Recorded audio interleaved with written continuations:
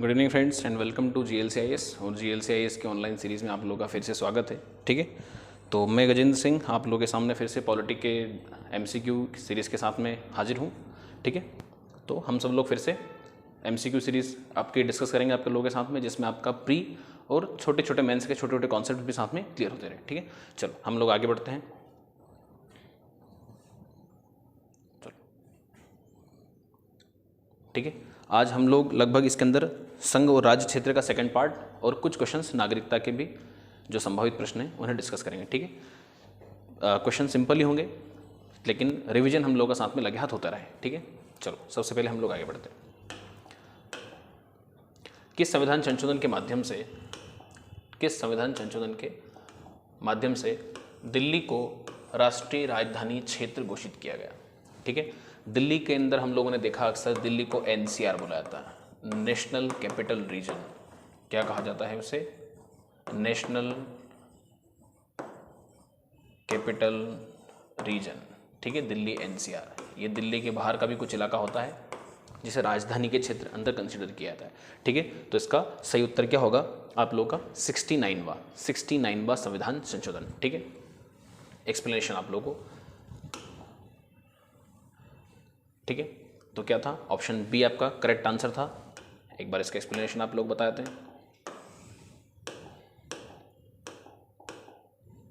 ठीक है, answer is B. 69वां संविधान संशोधन अधिनियम 1991 के द्वारा देश की राजधानी दिल्ली को संघ राज्य की श्रेणी में कायम रखते हुए, ठीक है, अभी भी इसे किस के अंदर रखा गया? यूटी के अंदर। ठीक है ना, दिल्ली को क्या रखा गया? यूटी, यूनियन टेरिटरी में कायम रखते हुए इसके लिए एक विधानसभा, ठीक है, लेजिस्लेटिव असेंबली और मंत्री परिषद का उपबंध किया गया। ठीक है, कि यहाँ पर भी क्या होगी? एक मंत्री परिषद होगी, काउंसिल होगी। ठीक है, साथ ही संविधान के अनुच्छेद 239 क में संघ राज्य क्षेत्र दिल्ली को राष्ट्रीय राजधानी क्षेत्र का दर्जा मिला। ठीक है, आगे बढ़ते हैं हम लोग नेक्स्ट क्वेश्चन की ओर। सिक्किम भारत का एक राज्य बनाया गया। ठीक है, किस संविधान संशोधन के माध्यम से सिक्किम को राज्य का दर्जा मिलेगा? ठीक है, चलो तो हम सभी लोग जानते हैं कौन सा संविधान संशोधन होगा इसका? सी इसका करेक्ट ऑप्शन होगा। ठीक है, चलो हम लोग आगे बढ़ते हैं। इसका सही उत्तर होगा 35वें संविधान संशोधन के माध्यम से। 35वां संविधान संशोधन। ठीक है, एक्सप्लेनेशन हम लोग देख लेते हैं। ठीक है, 35वें संविधान संशोधन ईयर कौन सा होगा आपका? 1974 के द्वारा सिक्किम को भारत में संयुक्त राज्य, जिसे एसोसिएट स्टेट भी हम लोग कह सकते हैं। ठीक है ना, कैसा स्टेट? एसोसिएट स्टेट, सह राज्य या संयुक्त राज्य। ठीक है, एसोसिएट स्टेट के रूप में शामिल किया गया। 36वें संविधान संशोधन। ठीक है, अगला ही संविधान संशोधन हम लोग देखेंगे। अगले ही संविधान संशोधन के अंदर क्या होगा? 1975 में सिक्किम को 23वां राज्य, ठीक है, इसका क्रम याद रखिएगा आप लोग, क्योंकि क्रम अक्सर आप लोगों से मैच द कॉलम के अंदर पूछ लेते हैं। तो कौन सा राज्य है? 23वां पूर्ण राज्य का दर्जा प्रदान किया गया। ठीक है, तो 35वें संविधान संशोधन के माध्यम से क्या मिलेगा उसको? सह राज्य का दर्जा मिलेगा। और 36वें संविधान संशोधन के माध्यम से उसे पूर्ण राज्य का दर्जा मिलेगा। और वो राज्य कौन से क्रम का होगा? 23वें क्रम का होगा। ठीक है, आगे बढ़ते हैं हम लोग।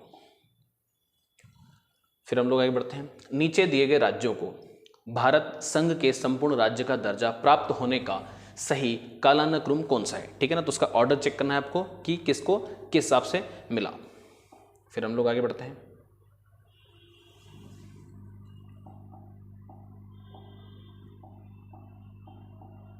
ठीक है, तो सिक्किम, अरुणाचल प्रदेश, नागालैंड, हरियाणा।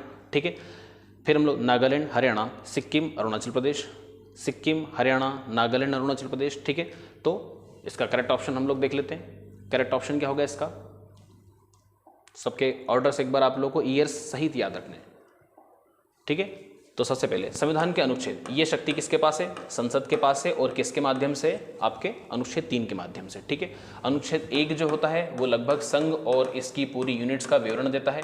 ठीक है, फिर 2 और 3 एडमिशन, एस्टेब्लिशमेंट ऑफ स्टेट। ठीक है ना, एडमिशन और एस्टेब्लिशमेंट आपका अनुच्छेद 2 के अंदर आ जाएगा। तीसरा जो होगा नाम, बाउंड्री, तमाम चीज़ों के अंदर जो परिवर्तन होगा। और अनुच्छेद 4 जो होगा वो ये कहेगा कि अनुच्छेद 2 और 3 के अंदर ये जो तमाम बदलाव किए गए हैं ये संसद द्वारा सामान्य बहुमत से किए जाएंगे। इस प्रक्रिया को 368 के तहत कंसीडर नहीं किया जाएगा, ये संविधान संशोधन नहीं माना जाएगा, ठीक है ना। तो ऐसा क्या कहता है, अनुच्छेद 4 कहता है, ठीक है ना। वैसे ये अनुच्छेद 2 और 3, 4, ठीक है, 2, 3, 4 भारतीय संविधान की संघीय भावनाओं के लगभग खिलाफ भी थोड़ा सा माना जाता है, ठीक है, कि यहाँ पर जो राज्य होते हैं, जो इकाइयाँ हैं संघ की, उनसे बिना पूछे या बिना उनके उतनी स्वायत्ता को एंजॉय किए उन्हें उनके साथ कुछ भी बदलाव किया जा सकता है, ठीक है। तो हम लोग आगे बढ़ते हैं। तो यहाँ पर क्या होगा, पहले में उसका विवरण दिया जाएगा, फिर दूसरा एडमिशन एंड एस्टेब्लिशमेंट, नया गठन और निर्माण करना, और तीसरे में क्या होगा, किसी भी तरह के चेंजेस जो करने होंगे, लेकिन ये पावर किसके पास होगी, आपके स्टेट लेजिस्लेटिव असेंबलीज के पास नहीं होंगी, ये सिर्फ और सिर्फ संसद कर सकती है, ठीक है। नए राज्यों का निर्माण सामान्य विधान के द्वारा किया जाता है। उपयुक्त प्रश्न में दिए गए राज्यों का निम्नलिखित तिथियों का पूर्ण राज्य प्राप्त हुआ, ठीक है ना। तो सबसे पहले हम लोग देखेंगे इन तमाम राज्यों की श्रेणी में सबसे पहले नागालैंड का नंबर आएगा 1 दिसंबर 1963, ठीक है। फिर लगभग इसके कुछ ही सालों बाद, ठीक है, 1 नवंबर 1966, ये तारीख भी याद रखिएगा क्योंकि ये मध्य प्रदेश का स्थापना वर्ष भी है, या इस तारीख को ही मध्य प्रदेश का स्थापना हुई है, ठीक है। तो ये भी पूछ सकते हैं कि ऐसे कितने राज्य हैं जिनका स्थापना वर्ष सेम डेट है। सिक्किम 16 मई को बनेगा, और वो भी कब, 75 में। 74 में आएगा 35वां संविधान संशोधन, पिछले प्रश्न में हम लोगों ने देखा, और 36वां संविधान संशोधन आएगा आपका 75 में। तथा अरुणाचल प्रदेश इन सभी के अंदर सबसे लास्ट में आएगा, ठीक है, 22 फरवरी 1987, ठीक है, 1987, ठीक है, ये आपका क्रम होगा। तो सबसे पहले होगा आपका नागालैंड, फिर हरियाणा, फिर सिक्किम, एंड देन आपका अरुणाचल प्रदेश, ठीक है। फिर हम लोग आगे बढ़ते हैं, अगले क्वेश्चन की ओर हम लोग चलते हैं, ठीक है ना। चलो हम सब लोग देखते हैं नेक्स्ट क्वेश्चन की ओर। चलो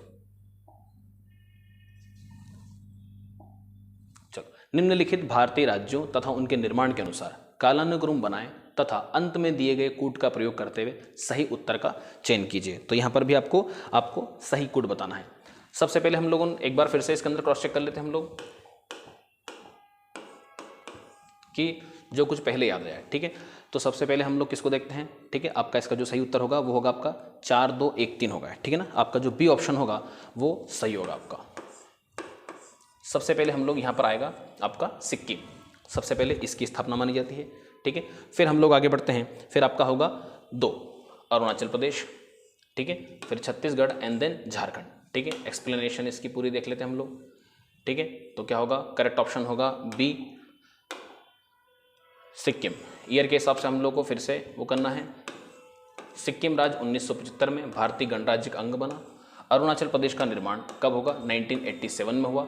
वर्ष 2001 में 1 नवंबर को छत्तीसगढ़ का निर्माण होगा, छत्तीसगढ़ का सॉरी, ठीक है, जिसका क्रम क्या होगा 26वां, ठीक है। तथा 15 नवंबर को झारखंड जो कि 28वें राज्य की स्थापना के रूप में आएगा, ठीक है। तो यहाँ पर ऑप्शन आएगा आपका अंतिम जो होगा वो झारखंड होगा, ठीक है। तो सबसे पहले हम लोग यहाँ पर देखेंगे, सबसे पहले सिक्किम आएगा 75 में, ईयर के हिसाब से आपको बांट के रखना है। अरुणाचल प्रदेश का जो नंबर आएगा वो 87 में आएगा। 2000 में 1 नवंबर छत्तीसगढ़ को, फिर 1 नवंबर की बात आ रही है, तो इसलिए आप सब लोग ये ध्यान रखना क्योंकि छत्तीसगढ़ तो मध्य प्रदेश से अलग हुआ था, 26वां राज्य। तथा 15 नवंबर को झारखंड जो कि 28वें राज्य के रूप में इसकी स्थापना होगी, ठीक है। आगे बढ़ते हैं हम लोग, भारत में लिखे प्रश्नों, ठीक है। चलो, भारत में लिखे निम्नलिखित राज्यों के बनाने के सही कालानुक्रम की पहचान नीचे दिए गए कूट से दीजिए, ठीक है ना। फिर वापस हम लोग यहाँ पर याद करते हैं, ठीक है। तो लगभग कुछ प्रश्नों में हमें एक थोड़ा सा आइडिया मिल जाए, कन्फ्यूजन नहीं होना है, ठीक है ना। तो सबसे पहले यहाँ पर एक ही राज्य है जिसकी सबसे पहले स्थापना हुई थी, ठीक है, भाषा के आधार पर उसकी स्थापना होगी, जिसको हम लोग आगे भी डिस्कस करेंगे। तो होगा आपका आंध्र प्रदेश, ठीक है। तो हम लोग क्या देखते हैं कि पहले इन दोनों में से ही कोई एक इसका सही उत्तर होगा। फिर हम लोग क्रॉस चेक कर लेते हैं क्या होगा। तो दूसरे राज्य के अंदर लगभग इसके बाद जिसका नंबर आएगा वो लगभग आपका आएगा हरियाणा का, ठीक है, क्योंकि लगभग 66 के आसपास ही होगी, ठीक है ना। एक्सप्लेनेशन इसका पूरा देख लेते हैं, ठीक है। तो इसका सही उत्तर होगा ऑप्शन बी आपका, और इसकी एक्सप्लेनेशन देखते हैं, ठीक है। तो सबसे पहले आंध्र प्रदेश, ठीक है, श्री मालू पोट्टू इस पर आंदोलन करेंगे और भाषा के आधार पर ही पहला राज्य बनेगा। फिर होगा आपका 66 हरियाणा, ठीक है। फिर आएगा आपका हिमाचल प्रदेश जो पहले यूटी था, फिर से 71 में क्या बना दिया, राज्य का दर्जा दे दिया इसको, ठीक है।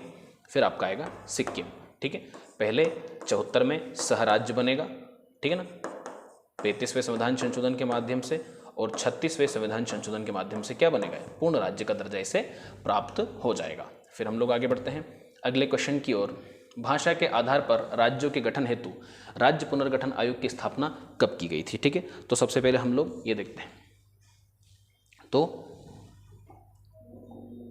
एक्सप्लेनेशन देख लेते हैं। ठीक है, भाषा के आधार पर राज्यों के पुनर्गठन हेतु राज्य पुनर्गठन आयोग की स्थापना कब की गई थी? ठीक है, तो यहाँ इन ऑप्शनों के अंदर कौन सा ऑप्शन आपका सही होगा? आपका 53। ठीक है, लेकिन इसकी पूरी एक्सप्लेनेशन आप लोगों को देख लेते हैं ताकि इसका पूरा हिस्ट्री आप लोगों को क्लियर हो जाए। ठीक है ना, ठीक है ना।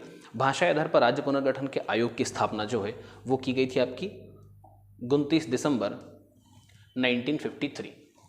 ठीक है, 29 दिसंबर 1953 को की गई, जिसने अपनी रिपोर्ट कब दी थी? 55 में, 2 वर्ष बाद लगभग। ठीक है, लगभग 30 दिसंबर 1955 को। आयोग की जो अध्यक्षता करेंगे वो फजल अली, और इसीलिए इस आयोग का नाम फजल अली आयोग बोला जाएगा, तथा अन्य 2 सदस्य जो होंगे वो हृदयनाथ कुंजरू होंगे और KN पणिक्कर होंगे, KM पणिक्कर होंगे, अतः उपयुक्त विकल्प नहीं है। ठीक है ना, तो यहाँ पर इसकी रिपोर्ट वगैरह जो तमाम चीज़ें होंगी इसलिए, लेकिन उसका ऑप्शन क्या होगा? 53 का। अगले क्वेश्चन की ओर बढ़ते हैं हम लोग। भाषा के आधार पर राज्यों का पुनर्गठन किस वर्ष किया गया? ठीक है ना, तो यहाँ पर हम लोग देखेंगे कि भाषा के आधार पर राज्यों का पुनर्गठन कब किया गया।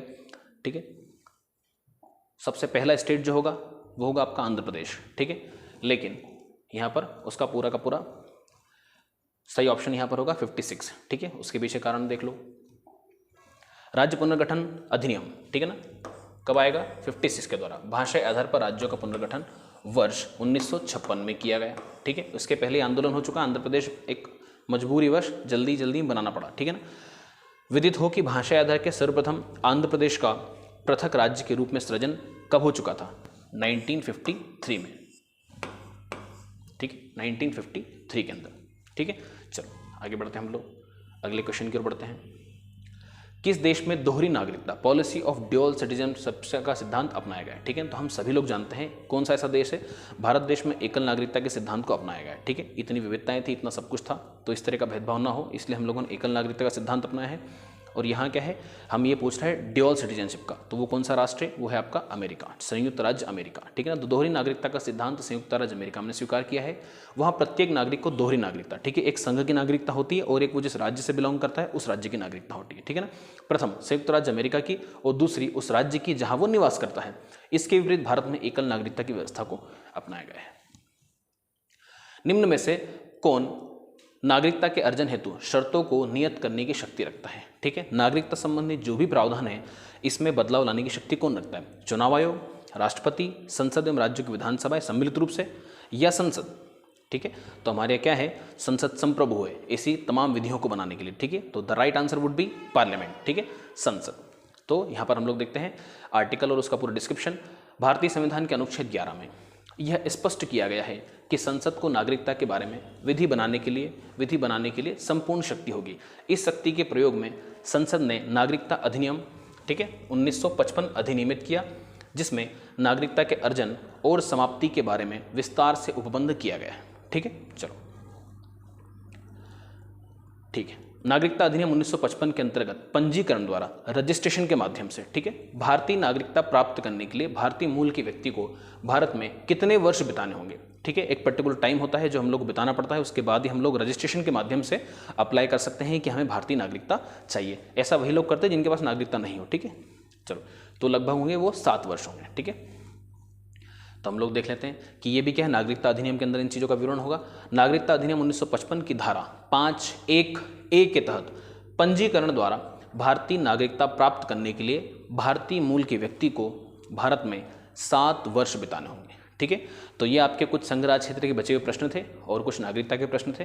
ठीक है, हम लोग फिर हाजिर होंगे अगली MCQ सीरीज को साथ में लेकर। ठीक है, थैंक यू, जय हिंद।